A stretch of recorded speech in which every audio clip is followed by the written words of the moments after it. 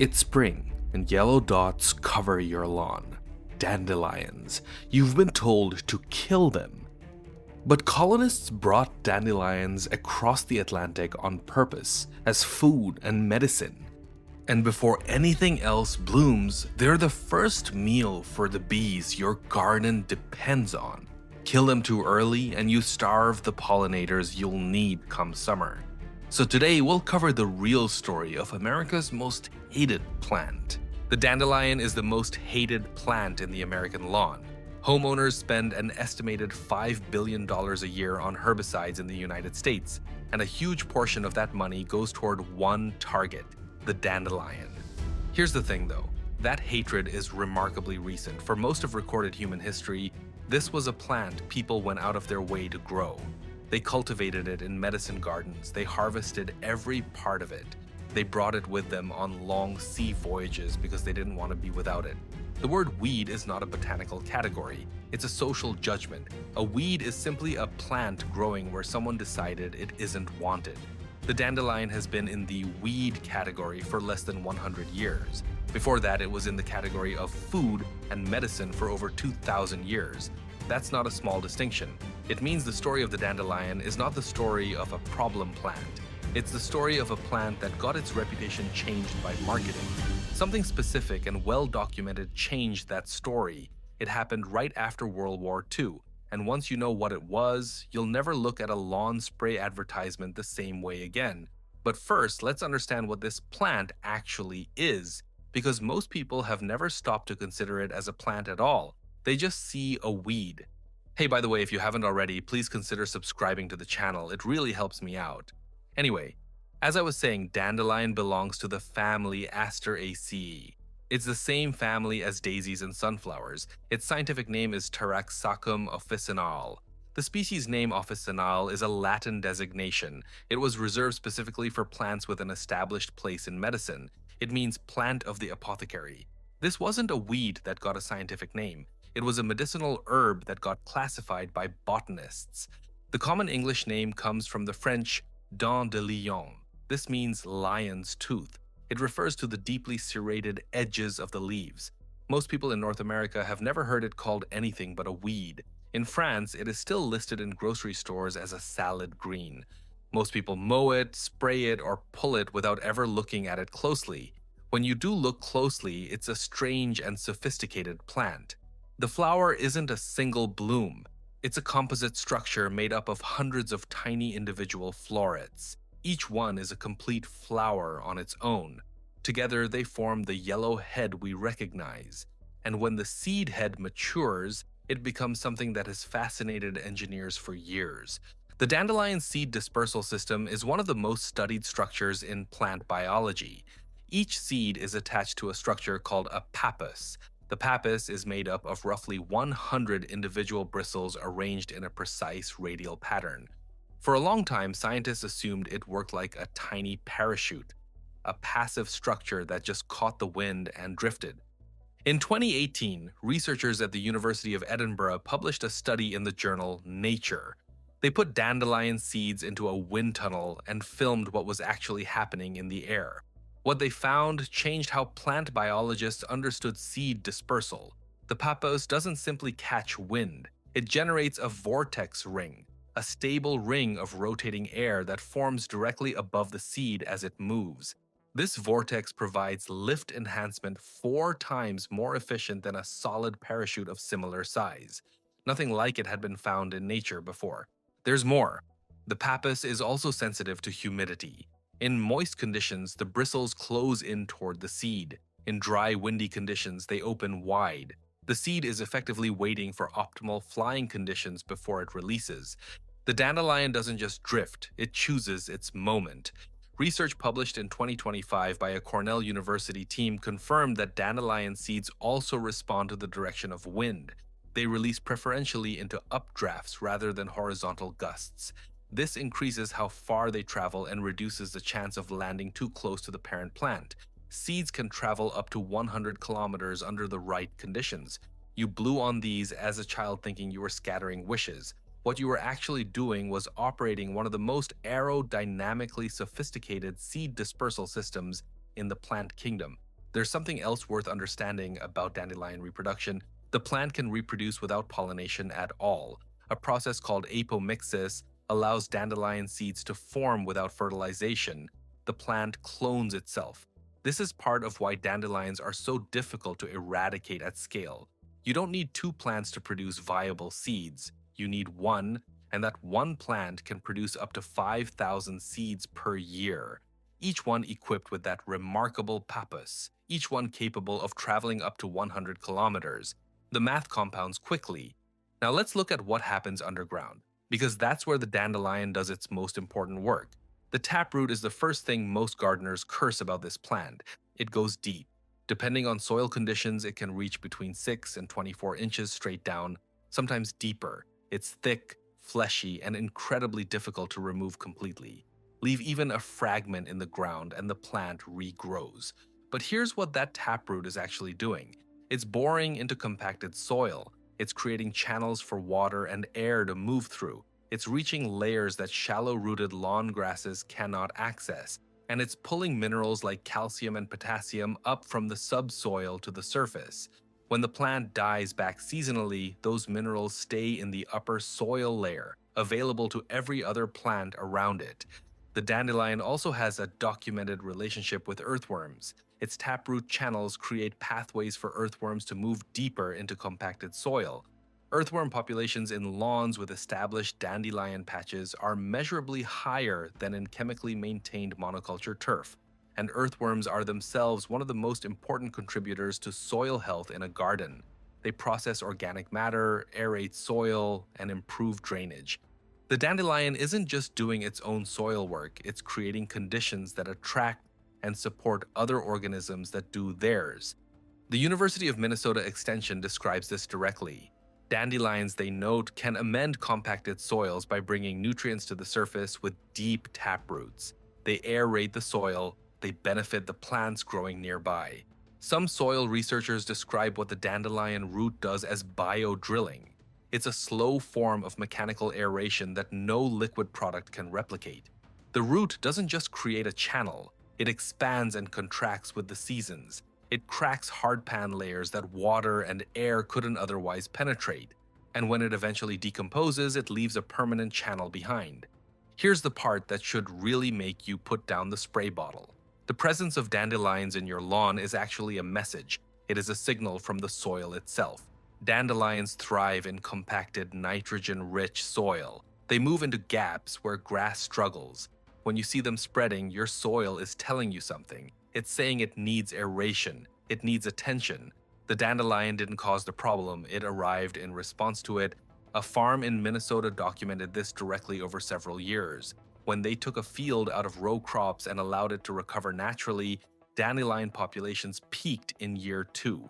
By year 4, as soil conditions improved and other plants were able to outcompete the dandelion, their numbers dropped significantly without any intervention. The dandelions weren't permanent invaders, they were temporary soil repair specialists, doing a job until the conditions no longer required them. Now let's talk about the bees, because this is where the story gets more nuanced, and nuance matters here. You deserve the full picture, not just a simple version that makes you feel good about dandelions. The dandelion is one of the first flowering plants to bloom in spring. In most of North America, it emerges before almost anything else in a typical lawn or garden. For bees emerging from winter, this early bloom is significant. There is almost nothing else available. The dandelion fills a gap that very few other plants can fill. Research published in the Journal of Pollinator Research documented over 37 species of bees foraging on dandelions in suburban lawns. That includes honeybees, multiple species of bumblebees, and a range of native solitary bees. The dandelion is a real and documented food source. But here's the honest part. Dandelion pollen is not nutritionally complete for bees. It's missing 4 essential amino acids. Those are arginine, isoleucine, leucine, and valine. Research has shown that bees fed only dandelion pollen show declining brood health over time. The pollen alone cannot sustain a colony. So is the dandelion important to bees or not? The answer is, it depends on what else is available. As a sole food source, it falls short. As an early spring bridge food when nothing else is blooming, it is critical. It keeps emerging bees alive long enough for other plants to come into bloom. You remove the dandelion from early spring, and you remove that bridge. The bees that survive are the ones that can hold on until something else flowers. The 10th century Arab physician Ibn Sina described the dandelion's medicinal properties in detail. For centuries before that, healers in China had been using it to treat liver disease and digestive problems. The first written record appears in China's Tang Materia Medica. That document dates to 659 BCE, over 2,600 years ago.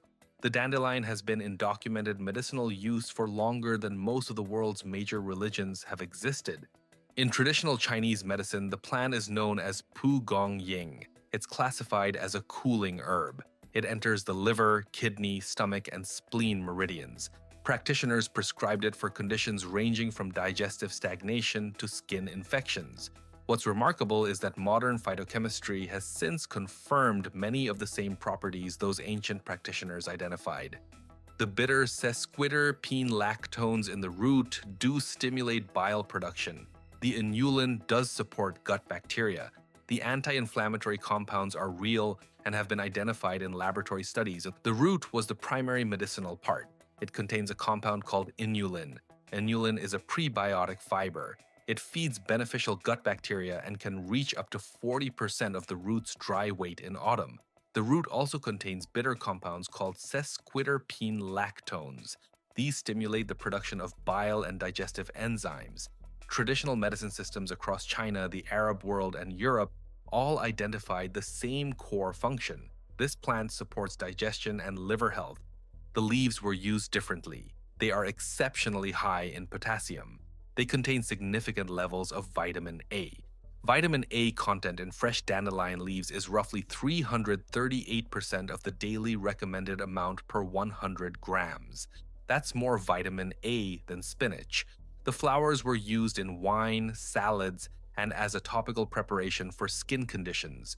The root was dried, ground, and used as a substitute for coffee. Every part of this plant was considered useful. There's one cultural chapter that almost nobody in North America knows about. In Japan, in the 19th century, whole horticultural societies formed specifically to cultivate dandelions. Not to eat them, not for medicine, but for their beauty. Enthusiasts bred new varieties, developed unusual flower forms and colors. Entire shows were organized around them. In the New World, the Shakers grew acres of dandelions commercially by the mid-1800s.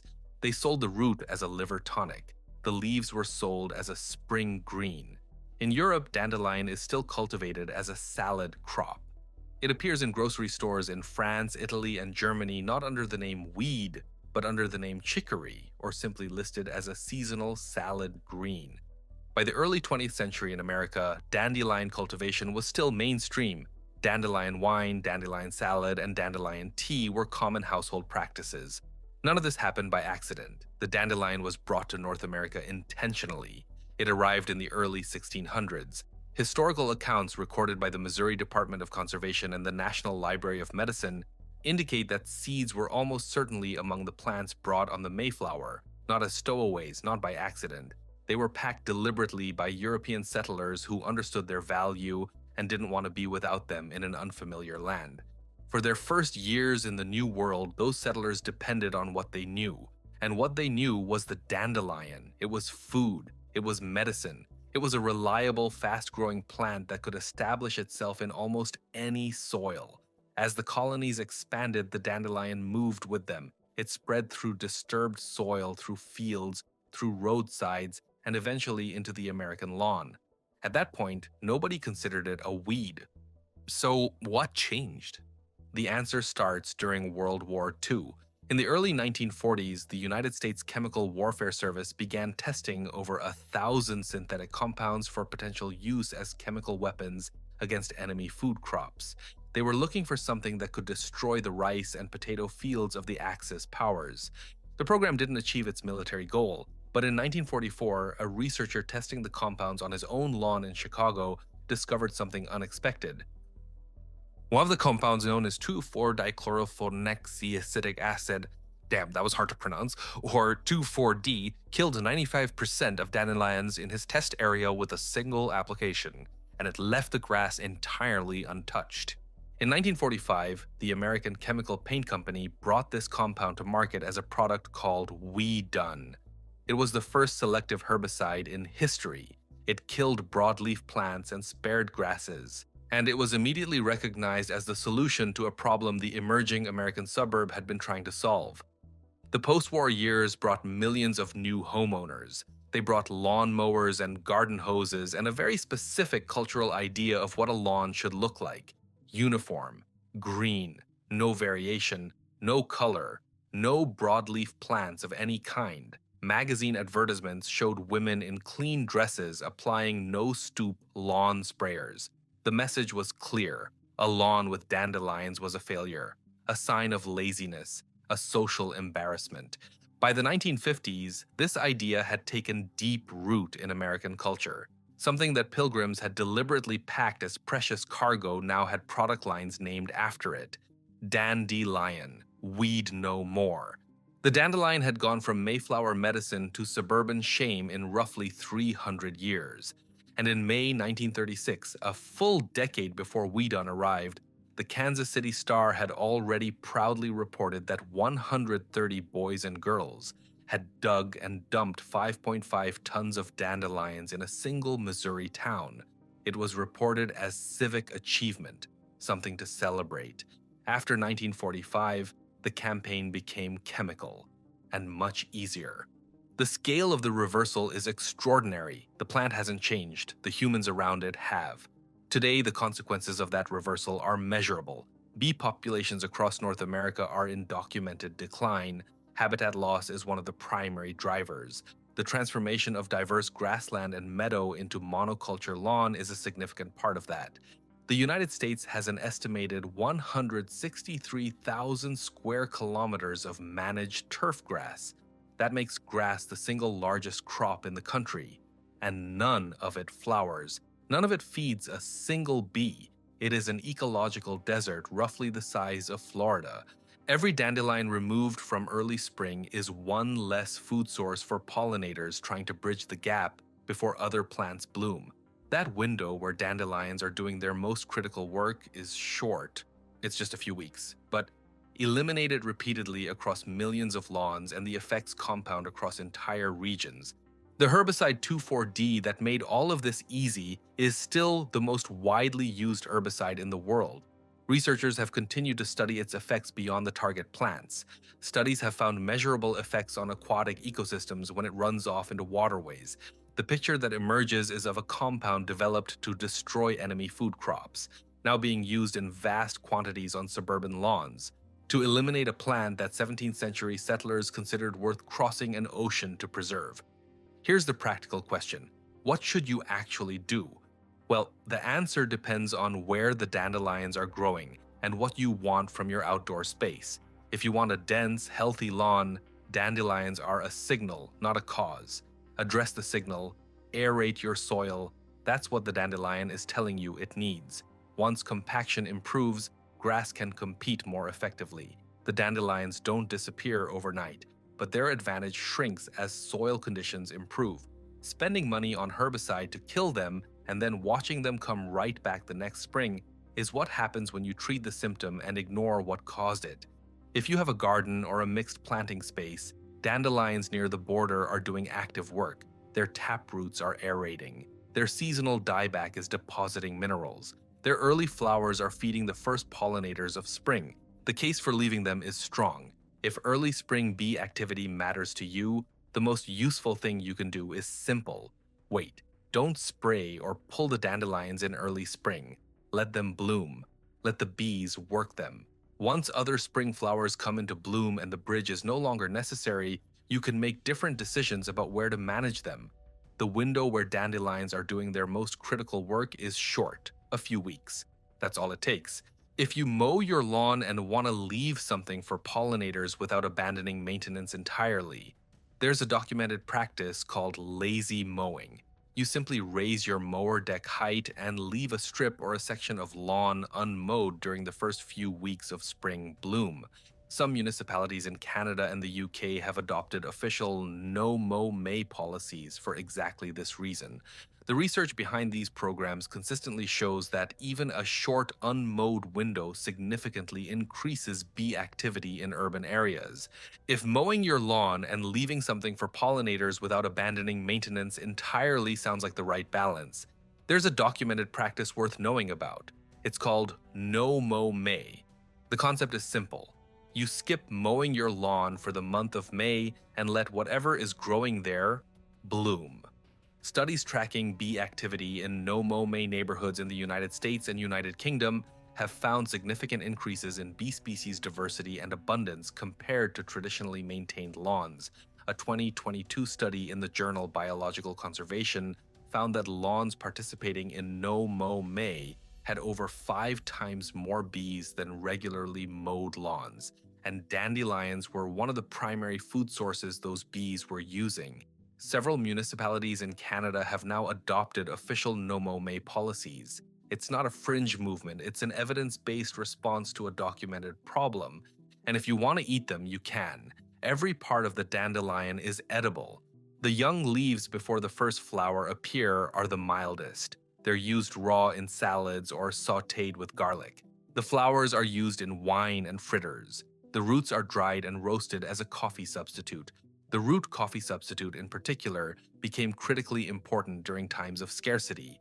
During the World Wars and the Great Depression, dandelion root coffee was a common household substitute when actual coffee was rationed or unaffordable. You don't have to buy any of this at a specialty store, it's already growing in your lawn.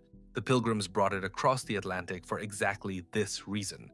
One practical note if you do decide to forage from your lawn: only harvest from areas you know have not been sprayed with herbicides or synthetic fertilizers. Dandelions absorb compounds from the soil. That's part of what makes them such effective soil indicators. A dandelion growing in a chemically treated lawn carries those chemicals in its tissue. If you're not sure of your lawn's treatment history, leave the foraging to someone else's yard. There's a kind of strange historical loop in all of this. A plant packed with care and intention by people who knew its value was transplanted to a new country. It thrived. It spread across an entire continent. And it was then systematically targeted and eliminated by the descendants of the very people who brought it here, because of a herbicide developed to destroy enemy food supplies during a war, used in peacetime on suburban lawns, because of an aesthetic idea about what grass should look like. The dandelion hasn't changed at all. It still blooms in early spring before almost anything else. It still pulls minerals from deep in the soil and deposits them near the surface. It still builds a seed that uses vortex aerodynamics to travel 100 kilometers on the right wind. It's still in the Chinese pharmacopoeia under the name Pugong Ying. It's still edible, it's still medicinal, it's still feeding bees when nothing else is. The only thing that changed was what we decided it was. And here's the part that really sits with you once you understand the full story. The dandelion is not a weed that became useful. It was always useful. It was useful for thousands of years before the word weed was ever applied to it. The weed label was created by a culture that decided lawn aesthetics mattered more than ecological function. It was reinforced by a chemical industry that needed something to sell. And it was absorbed by millions of homeowners who were never given the actual history. You're probably looking at this plant differently right now than you were at the start of this video, right? Let me know what your experience has been with dandelion so far down in the comments. After watching this video, did I change your views on them at all?